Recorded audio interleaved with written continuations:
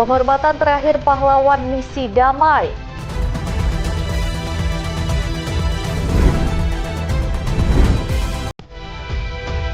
Imbas konflik Timur Tengah, harga kacang kedelai masih meroket.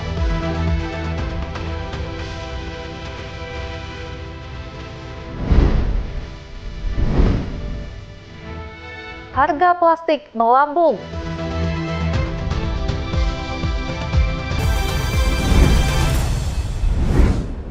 Halo, selamat pagi pemirsa setia Berita Nasional TV. Senang sekali Berita Nasional Pagi kembali hadir menyapa Anda. Selain 3 berita utama tadi, akan ada informasi lainnya yang akan kami sajikan untuk Anda. Bersama saya, Ajeng Tiara.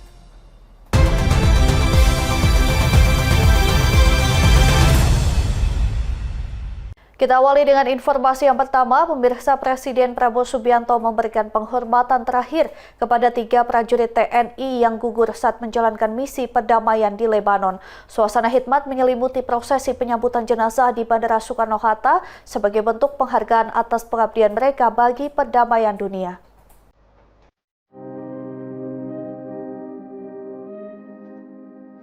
Presiden Prabowo Subianto memberikan penghormatan terakhir kepada 3 personil penjaga perdamaian Indonesia yang gugur saat menjalankan misi di Lebanon. Prosesi digelar di ruang tengah Terminal VIP Bandar Udara Internasional Soekarno-Hatta, Tangerang, Banten, Sabtu 4 April 2026. Suasana hikmat menyertai kedatangan jenazah para pahlawan bangsa tersebut. Dengan penuh rasa hormat, Presiden memberikan penghormatan kepada Mayor Infanteri Anumerta Zulmi Aditya Iskandar, Sersan Kepala Anumerta Muhammad Nur Iwan, serta Kopral II Anumerta Farizal Ramadan.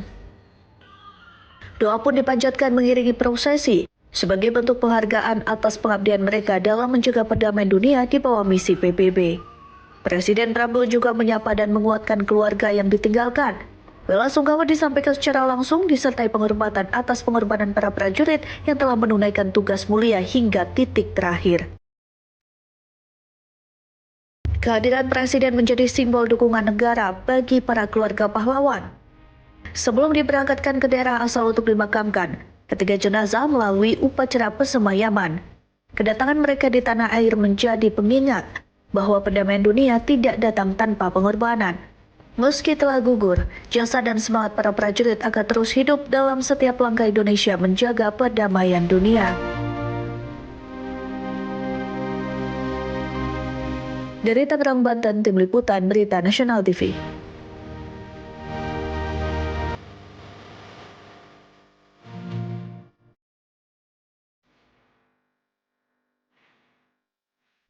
Informasi selanjutnya, Kepala Staf Angkatan Darat Jenderal Maruli Simanjuntak meminta para prajurit TNI tidak perlu risau menghadapi situasi di negara tempat mereka bertugas. Pesan ini disampaikan menyusul gugurnya 3 prajurit TNI dalam misi perdamaian dunia di Lebanon Selatan.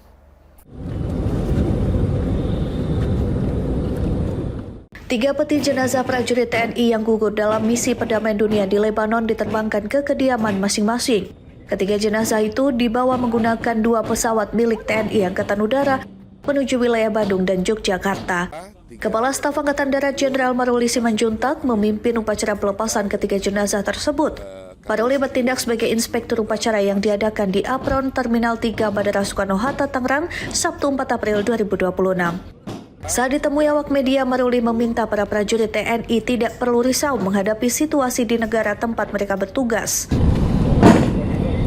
Menurutnya, setiap penugasan sebagai pasukan penjaga perdamaian pasti memiliki resiko yang harus dihadapi. Kepada seluruh prajurit yang masih bertugas, Maruli berpesan agar tetap fokus menjalankan mandat penjaga perdamaian.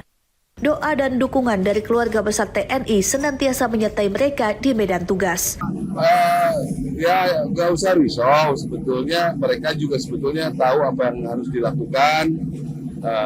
Tapi apapun juga semua pasti ada resikonya di tengah-tengah kejadian tersebut. Yang penting doakan saja semua bisa berjalan dengan baik. Saya kira itu ya. Dari Tangerang, Banten, Galuh Anggara, Berita Nasional TV. Ya, Kepala Staf Angkatan Darat Jenderal TNI Maruli Simanjuntak menyatakan Mabes TNI dan Kementerian Pertahanan tengah menyiapkan langkah penelusuran terkait insiden yang menyebabkan 3 prajurit gugur dalam tugas pasukan perdamaian UNIFIL di Lebanon Selatan. Maruli mengatakan TNI AD sangat berduka atas gugurnya 3 personil tersebut. Ia menegaskan ketiganya merupakan prajurit terbaik yang sebelumnya dipilih secara khusus untuk menjalankan tugas peacekeeping. Kepala Staf Angkatan Darat Jenderal Maruli Simanjuntak memimpin upacara pelepasan ketiga jenazah tersebut. Maruli bertindak sebagai inspektur upacara yang diadakan di apron Terminal 3 Bandara Soekarno-Hatta Tangerang Sabtu 4 April 2026.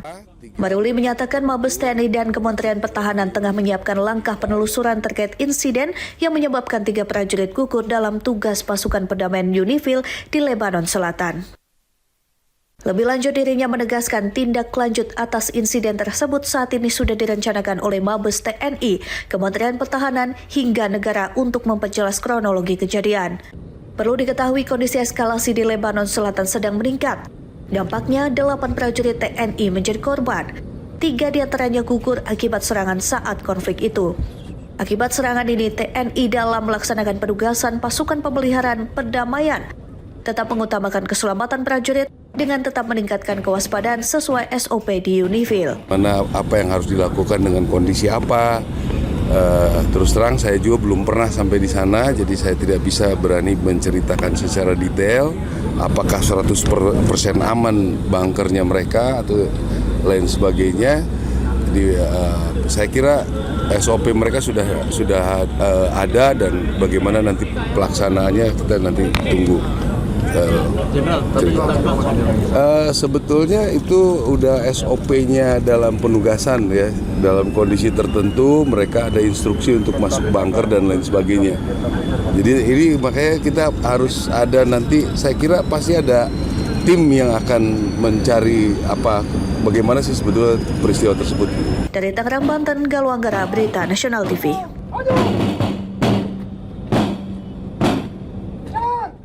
Ya, Kepala Staf TNI Angkatan Darat Jenderal TNI Maruli Simanjuntak juga menyampaikan duka cita mendalam atas gugurnya 3 prajurit TNI dalam misi perdamaian PBB di Lebanon.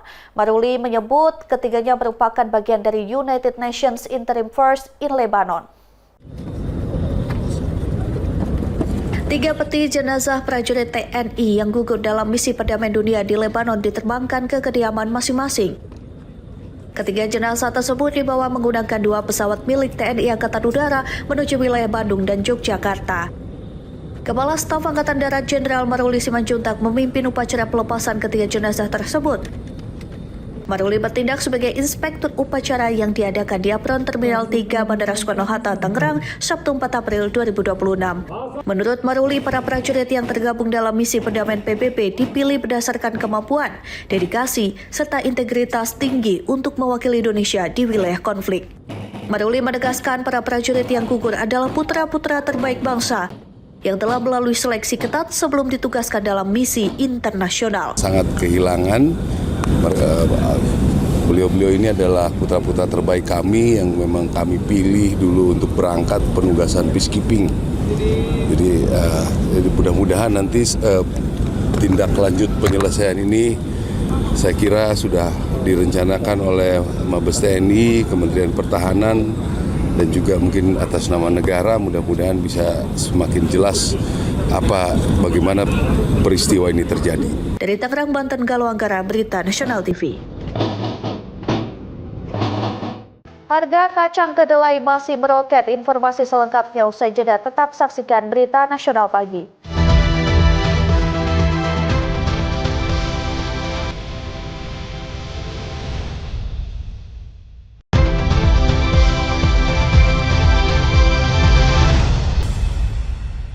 Terima kasih Anda masih bersama kami. Pemirsa, harga kacang kedelai impor di Kabupaten Kuningan, Jawa Barat terus meroket imbas konflik di Timur Tengah. Guna antisipasi kerugian, perajin tahu terpaksa perkecil ukuran serta menaikkan harga tahu.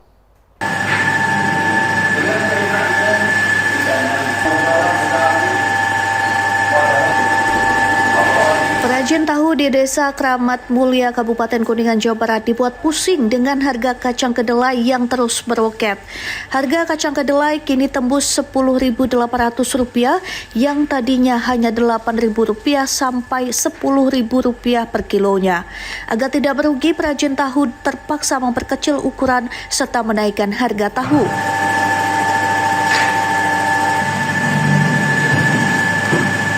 Imbas naiknya harga kedelai, produksinya berkurang dari 70 kilo, kini hanya mampu produksi 50 kilo saja.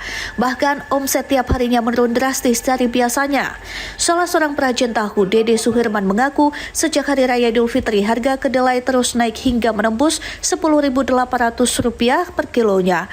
Kenaikan harga kedelai diduga akibat konflik di Timur Tengah yang berdampak ke harga kedelai impor naik. Gimana Pak? Sampai hari ini kan ada kenaikan jadi 48. 28. Iya. Tadinya berapa sih Pak? Naiknya sekitar 8.000, paling atau 10.000. 10.000. Habis lebaran terus naik. Terus naik. Imbasnya gimana Pak? Ya, ibaratnya jadi pemasukan agak kurang. Agak kurang. Iya. Para perajin tahu berharap kepada pemerintah turun tangan meroketnya harga kedelai saat ini. Jika harga kedelai terus naik, perajin tahu terancam gulung tikar. Dari Kuningan, Jawa Barat, Tim Liputan Berita Nasional TV.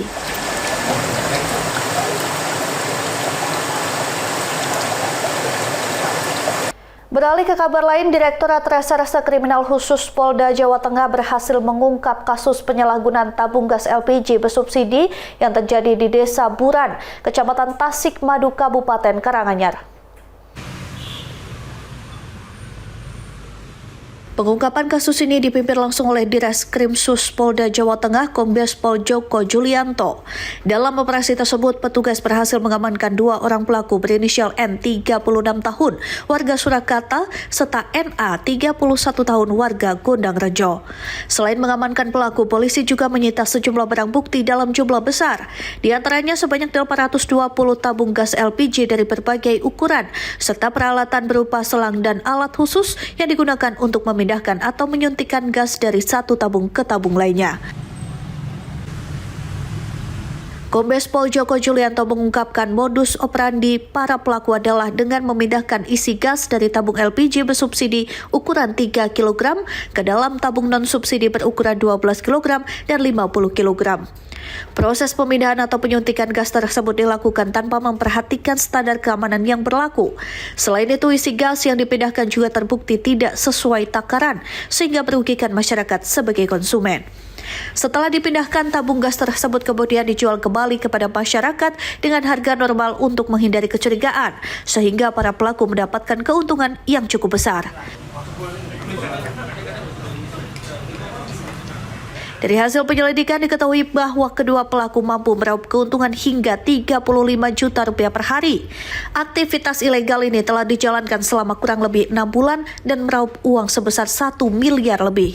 Atas perbuatannya, kedua pelaku dijerat dengan Undang-Undang Minyak dan Gas Bumi serta Undang-Undang Perlindungan Konsumen dengan ancaman hukuman maksimal 6 tahun penjara serta denda hingga Rp500 juta.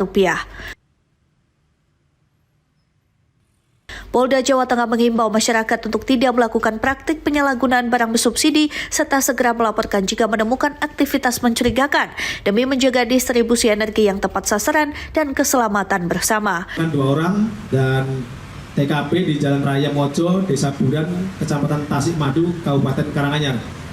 Modusnya, para pelaku membeli beberapa tabung gas LPG 3 kilo, kemudian ditampung kepada yang bersangkutan, disimpan di gudang, kemudian disitulah dilakukan penyuntikan pemindahan dari tabung 3 kg ke tabung 12 kilo dan 50 kilo.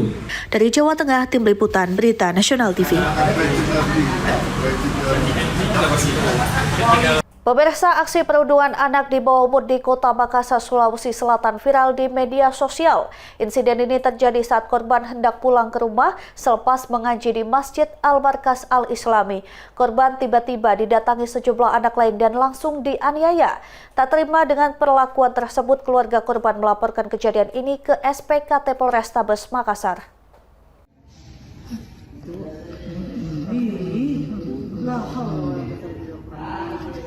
Iya. Kenapa tinggal diam ini mainan kita?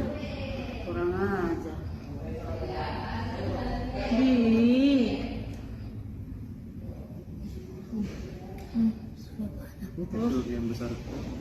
Apa kesalahannya Sabil? Inilah video viral yang tersebar luas di media sosial memperlihatkan aksi perundungan terhadap seorang anak di bawah umur. Diduga pelaku juga merupakan anak yang masih di bawah umur. Diketahui peristiwa ini berlangsung di halaman belakang Masjid Al-Markas Al-Islami Makassar. Bermula saat korban hendak pulang ke rumah usai belajar mengaji bersama murid lainnya. Tiba-tiba korban didatangi oleh salah satu terduga pelaku yang usianya lebih tua. Pelaku langsung melakukan penganiayaan dengan cara memukul korban menggunakan kepalan tangan. Tak berhenti sampai di situ, korban juga sempat dikerumuni oleh anak-anak lainnya sebelum dipukul kembali. Apa kesalahannya Sabil? Pasca viralnya video tersebut, pihak keluarga yang tidak terima langsung melayangkan laporan polisi di SPKT Polrestabes Makassar. Saat ini kasus tersebut tengah ditangani unit PPA Polrestabes Makassar.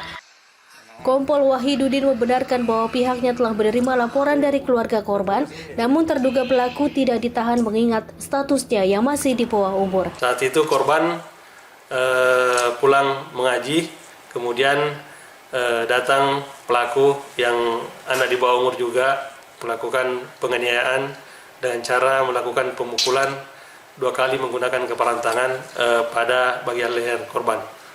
Jadi ini korban sudah melapor ke polisi atau seperti apa?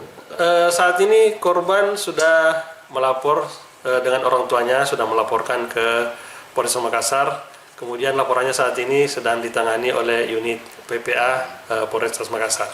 Hingga kini polisi masih melakukan penyelidikan untuk mendalami penyebab pasti perundungan tersebut. Dalam penanganan pidana, pihak kepolisian akan mengedepankan keadilan restoratif antara pihak korban dan terduga pelaku. Dari Makassar, Sulawesi Selatan, jurnalis Berita Nasional TV.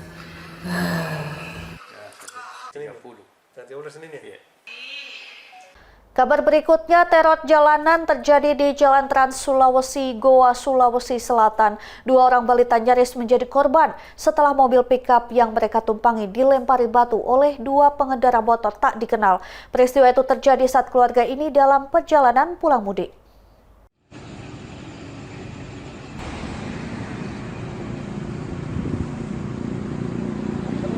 Kaca depan mobil pick-up itu jebol, serpihan kaca berserakan di dalam kabin. Keluarga ini menjadi sasaran pelemparan batu oleh 2 orang tak dikenal yang berboncengan sepeda motor. Peristiwa berlangsung di Jalan Trans Sulawesi, Poros Talenta, Kecamatan Bajeng, Kabupaten Goa. Nyaris saja lemparan batu itu mengenai 2 orang balita yang turut serta dalam perjalanan. Beruntung hanya serpihan kaca dan batu yang mengenai kepala mereka. Keluarga ini sedang dalam perjalanan pulang mudik dari Bulukumba menuju Makassar. Saat melintas di lokasi, tanpa diduga mobil mereka dilempari batu. Korban pun menepi dan menemukan 2 balitanya terkena serpihan.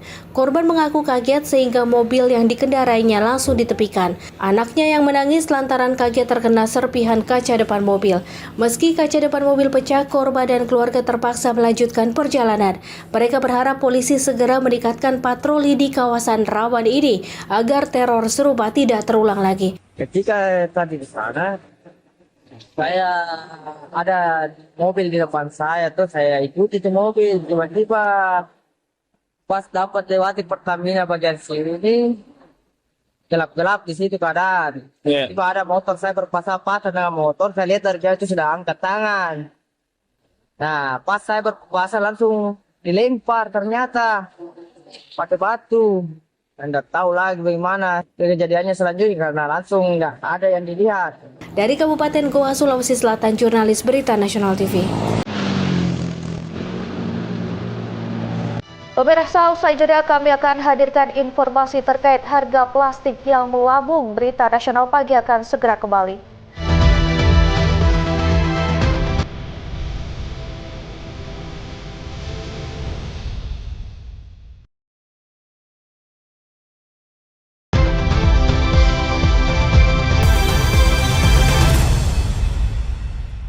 Anda kembali menyaksikan berita nasional pagi. Pemirsa, terus melambungnya harga plastik di pasaran karena faktor kondisi geopolitik di Timur Tengah membuat pemerintah harus memutar otak mencari alternatif bahan baku plastik nafta dari negara lain. Dampak kenaikan harga plastik yang sudah hampir 2 pekan ini membuat para pedagang kecil seperti penjual jus kelimpungan.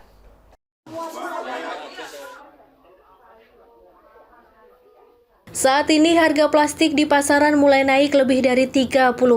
Adapun produk plastik yang naik bukan hanya kantong plastik namun juga gelas plastik, piring plastik, dan twin wall sampai kantong kiloan. Menteri Perdagangan Budi Santoso memastikan saat ini pemerintah tengah mencari alternatif pemasok bahan baku plastik nafta untuk mengantisipasi gangguan impor dari negara-negara Timur Tengah. Hal itu disampaikan Budi usai meninjau SPPG Jetis 1 Sukoharjo, Jawa Tengah. Menak Budi mengatakan kebutuhan nafta dalam negeri memang masih banyak bergantung pada Timur Tengah. Sementara saat ini didistribusikan terganggu akibat perang Israel-Amerika dengan Iran yang berbuntut pada penutupan Selat Hormuz. Kenaikan harga plastik di pasaran ini membuat para pedagang kecil kelimpungan. Mereka terpaksa mengurangi bahan baku penjualan agar bisa mendapatkan sedikit keuntungan. Ukuran 18 itu harganya cuma 13.000 satu slop. Isi 50, sekarang itu sekitar 28.000, isinya 50. Itu dampak bagi UMKM kecil ini seperti apa? Sangat berdampak, kan otomatis keuntungan kita per cupnya jadi berkurang. Biasanya kita bisa untung 1.000 sampai 1.500, karena sekarang cupnya lebih mahal, kita keuntungan menipis. Nah kalau dinaikin mesti pada lari, Mas. Sudah sejak 2 minggu yang lalu.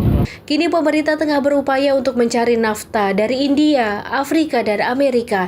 Namun hal itu masih membutuhkan waktu. Thailand, di Korea Selatan, kemudian di Taiwan itu yang selama ini musuhnya juga bermasalah. Jadi ini memang masalah global yang mudah-mudahan perang selesai dan semua bisa normal. Ya, saya kira kita. Sebelumnya, sejumlah negara melaporkan mengamankan bahan baku plastik nafta, termasuk Korea Selatan yang melarang ekspor nafta berlaku mulai 27 Maret lalu, sebagai upaya untuk mengamankan pasokan dalam negeri di tengah kekhawatiran akan potensi gangguan impor.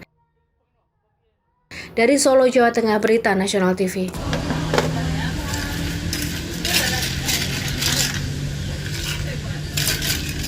Kabar berikutnya, Polres Metro Bekasi berhasil mengungkap kasus penyiraman air keras terhadap seorang lansia di Kabupaten Bekasi, Jawa Barat. Dalam kasus ini, polisi menangkap 3 orang pelaku yang terdiri dari 2 eksekutor dan 1 orang sebagai otak kejahatan. Para pelaku nekat melukai korban lantaran sakit hati karena merasa sering dihina oleh korban sejak beberapa tahun lalu.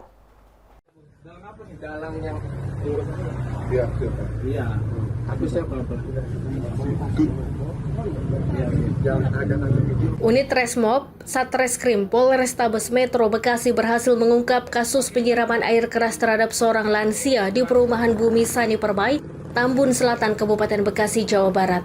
Polisi menangkap 3 orang tersangka yaitu Prasetyo Budi Utomo sebagai otak kejahatan dan pemodal, Sandi Narfauzi sebagai eksekutor penyiraman air keras, serta Syahri yang berperan sebagai joki.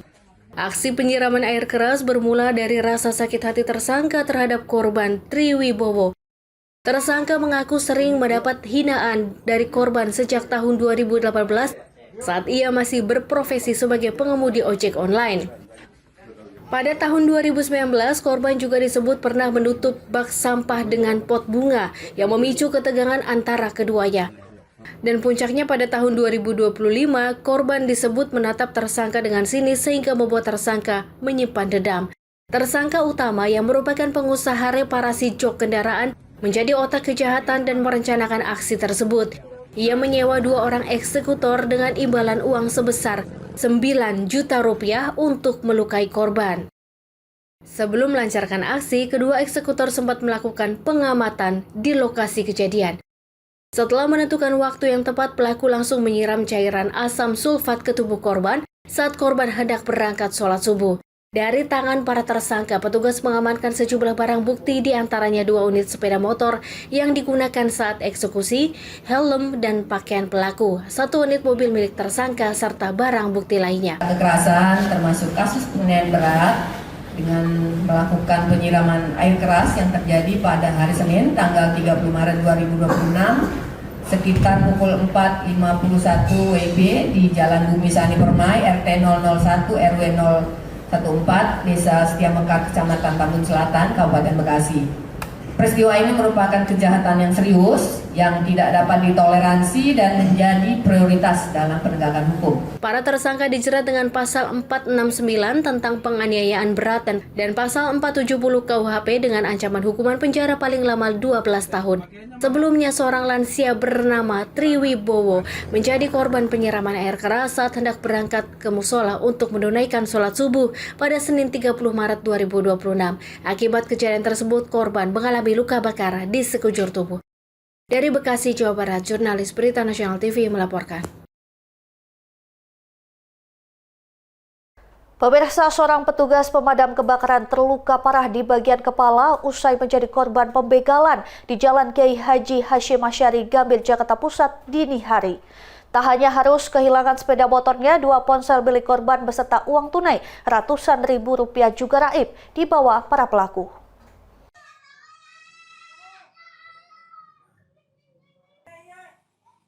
Bimo Margo Hutomo, pemuda yang berprofesi sebagai pemadam kebakaran di sektor Johar Baru, Jakarta Pusat ini masih nampak syok usai menjadi korban pembegalan. Tak hanya mengalami luka lebam pada bagian wajah, korban juga harus menerima beberapa jahitan di kepala karena luka yang cukup parah. Aksi pembegalan terjadi saat korban hendak pulang ke rumahnya di kawasan Kampung Rawasawah, Johar Baru, usai berkunjung ke rumah temannya di kawasan Tanjung Duren, Jakarta Barat. Saat melintasi Jalan Kiai Haji Hashim Asyari, tepatnya dari arah Tomang menuju Harmoni, sepeda motor korban tiba-tiba dipepet sejumlah orang yang berboncengan 4 sepeda motor. Salah satu pelaku langsung menendang motor korban hingga jatuh tersungkur di aspal jalan. Sempat bangkit untuk melakukan perlawanan, namun korban justru ditabrak oleh pelaku. Dengan kondisi terkapar, kepala korban kemudian dihantam menggunakan batu konblok. Ironisnya, tak ada satupun warga yang menolong saat korban pingsan hingga akhirnya korban tersadar dan meminta bantuan pengemudi ojek online yang melintas untuk diantar ke rumah sakit dan kantor polisi. Jadi awalnya saya dari Tanjung Duren dari rumah teman saya untuk mau pulang. Setelah itu ada beberapa motor yang menghalang saya di arah Cideng itu, lalu mukul saya tiba-tiba, terus saya jatuh. Setelah itu saya agak melarikan diri, lari kecil, terus mereka tetap mengejar saya, terus mukulin saya. Setelah itu benda saya diambil, handphone 2 biji. Setelah itu saya bangun, lalu saya ditabrak lagi dengan menggunakan motor. Setelah itu saya jatuh, lalu ditimpa oleh batu konblok. Akibat aksi pembegalan tersebut, sepeda motor korban jenis Matic, 2 ponsel, dan uang tunai ratusan juta rupiah yang tersimpan di bagasi motor raib dibawa kabur pelaku. Korban pun telah membuat laporan resmi ke Polres Metro Jakarta Pusat dengan harapan para pelaku begal bisa segera diringkus. Dari Jakarta Pusat, jurnalis Berita Nasional TV. Pemirsa, untuk memenuhi stok darah di Kota Palembang yang banyak kekurangan stok darah, Dharma Pertiwi Daerah B menggelar donor darah yang diikuti serentak di Indonesia.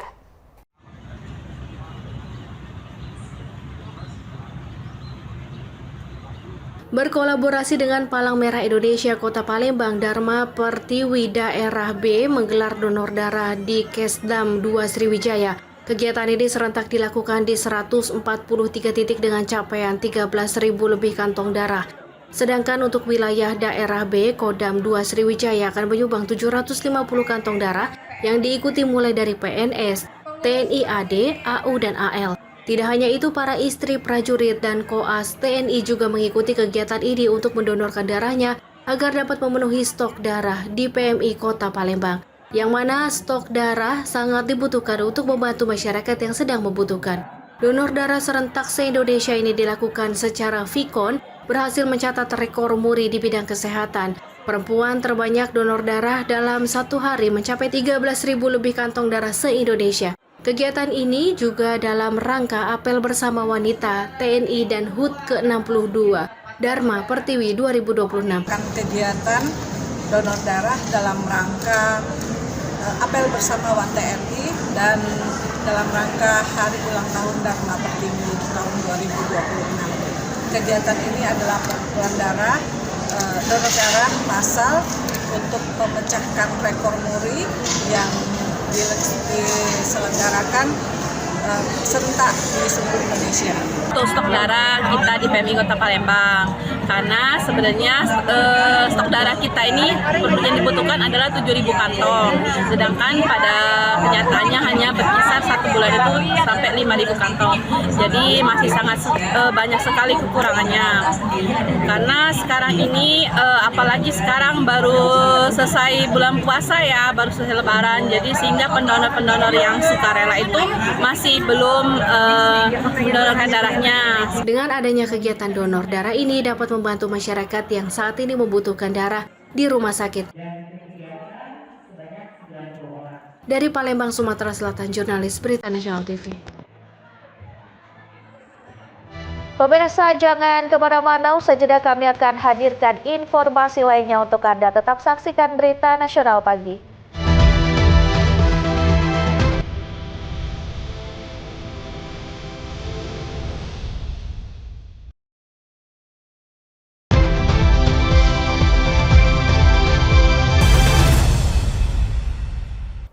Informasi selanjutnya, kelompok tani wanita atau KWT Sumber Lestari di Desa Klodran, Kecamatan Colomadu, Kabupaten Karanganyar, Jawa Tengah bersyukur dengan keberadaan program makan bergizi gratis atau MBG. Program MBG membuat panen sayuran yang mereka budidayakan mudah terserap. Kelompok tani wanita Sumber Lestari di Desa Klodran, Kecamatan Colomadu, Kabupaten Karanganyar, Jawa Tengah bersyukur dengan keberadaan program makan bergizi gratis atau MBG. Program MBG membuat panen sayur yang mereka budidayakan mudah terserap. KWT Sumber Lestari membudidayakan sejumlah sayuran yakni selada, pakcoy, sawi, tomat, jahe, kangkung, kacang panjang, dan gambas. Sayur mayur itu sebagian besar diserap Satuan Pelayanan Pemenuhan Gizi atau Dapur MBG. Biasanya Dapur MBG memesan sampai 100 kg sayur. Namun karena keterbatasan anggota dan lahan, KWT Sumber Lestari baru mampu memenuhi atau memasok setengahnya. Kita tidak susah untuk menawarkan ke pasar atau konsumen, tapi kita sudah ada penadahnya ke MBG, tinggal calling-calling aja. Kalau ya oke, nanti saya siapkan untuk untuk sayur-sayurnya saya ambilkan dari MBG, kita tinggal konfirmasi kapan kita panen, kapan kita bisa mengirimnya. Sri mencontohkan saat Dapur MBG membutuhkan pasokan selada sebanyak 100 kg. KWT ini baru bisa memenuhi sebanyak 50 kg. Untuk panen sayuran, KWT Sumber Lestari rata-rata membutuhkan waktu 2 minggu. Harga yang ditetapkan cukup tinggi, yakni 1 kg selada dihargai Rp20.000. KWT Sumber Lestari berdiri sejak 25 Februari 2025. KWT ini memberdayakan perempuan di 4 rukun di Desa Klodran. Anggotanya saat ini sebanyak 18 perempuan. Untuk pengiriman, para perempuan ini terkadang mengantarkan sendiri pesanan dari Dapur MBG. Dari Semarang, Jawa Tengah, Tim Liputan Berita Nasional TV.